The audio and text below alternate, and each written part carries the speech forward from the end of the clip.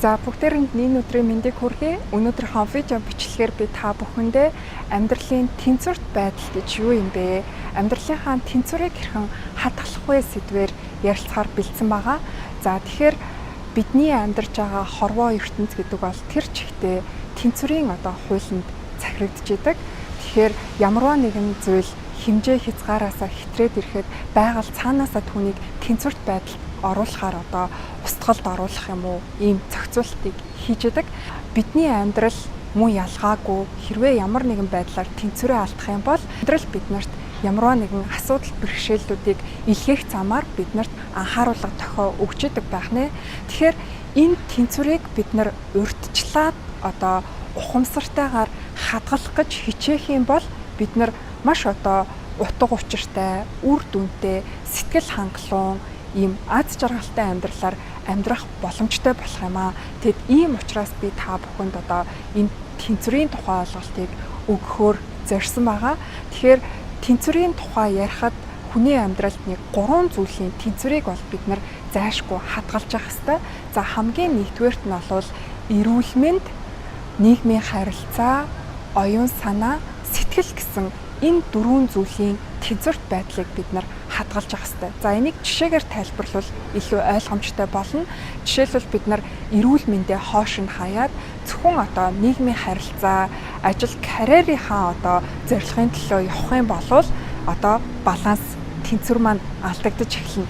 Нөгөө талаас бид нар бас гэр бүлийнхаа харилцааг хоош нь тавиад зөвхөн зугаа цэнгэл хөөцөлдөх юм уу?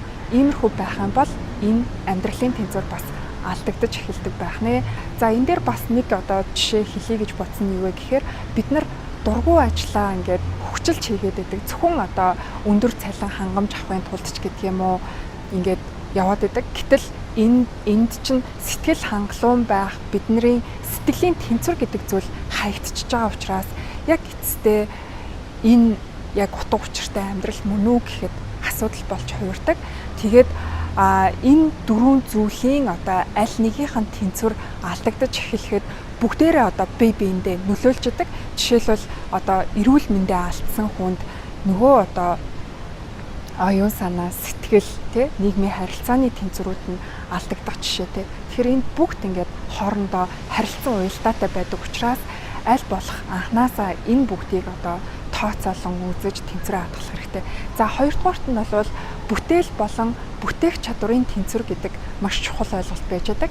За бүтээл болон бүтээх чадвар гэж юу хэлээд байгаа юм бэ гэхээр та бусдаас илүү чаддаг ямар нэгэн илүү ур чадвар танд байж байгаа, мөн танд мэдлэг байж байгаа.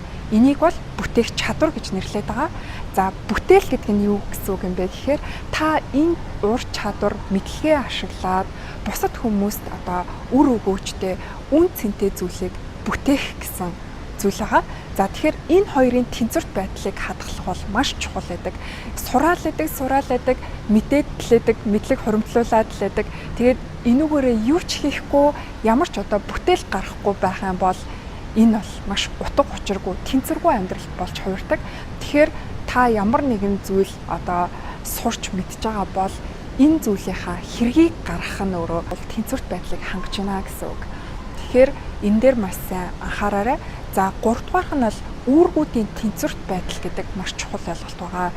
Хүн болгон нэгэн зэрэг маш олон үүргүүдийг хариуцчихдаг. Жишээлбэл эцэг их байх үүрэг, сайн ажилтан байх үүрэг, сайн хариуцлагатай иргэн байх үүрэг, сайн дурын байгууллагын гишүүн гэх мэтчлэн хүн болгон маш олон ийм үүргүүдтэй байж байгаа. Тэгэхээр эдгээр үүргүүдийг тэнцвэртэй авч явах нь өөрөө таны амьдралыг тэнцвэртэй байлгадаг гэсэн үг. Тэгэхээр аль нэг үүрэг дээрээ хит их цаг зарцуулаад бусад үүргүүдэд орхигдуулах нь өөрөө бүрэн бүтэн биш ийм амьдрал руу оруулж идэг байх нэ. Эдгээр үүргүүдэд бас ухамсарлаж үүргүүдийн хоорондын тэнцвэрийг бол маш сайн хадгалж авах хэрэгтэй. За тэгээд энэ үүргүүдийн тэнцвэрийг хадгалах гэдэг дээр бас маш чухал нэг жишээг би та бүхэндээ хэлье гэж бодсон. Эмэгтэй хүмүүс хүүхдээ гаргаад эхний 2 жил, 3 жил, за магадгүй дараалж төрсөн бол 10 жил гэртээ суух хэрэгцээ гарч идэг.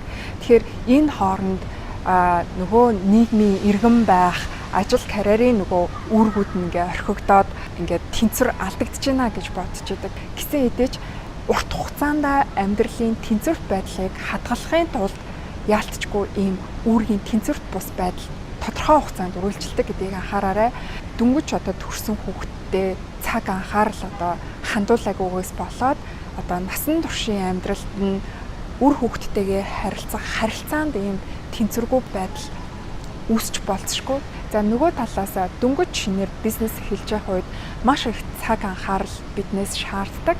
Харин нэгэнт одоо бизнесээ босгоцсны дараа бол насан туршдаа одоо бидний амьдралыг тэнцвэртэй байлгах санхүүгийн одоо их усрыг бий болгох ийм боломжтой байдаг. Эдгээр одоо 3 зүйл дээр маш сайн одоо төлөвлөж амьдралаа эхнээс нь одоо тэнцвэржүүлж явбал аз жаргалтай сэтгэл хангалуун амьдралыг бүтээх боломжтой юм аа. Өнөөдрийн видео контентыг хүлээн авч үзсэн та нартаа маш их баярлалаа. Бүгдээрэнд амжилт хүсье.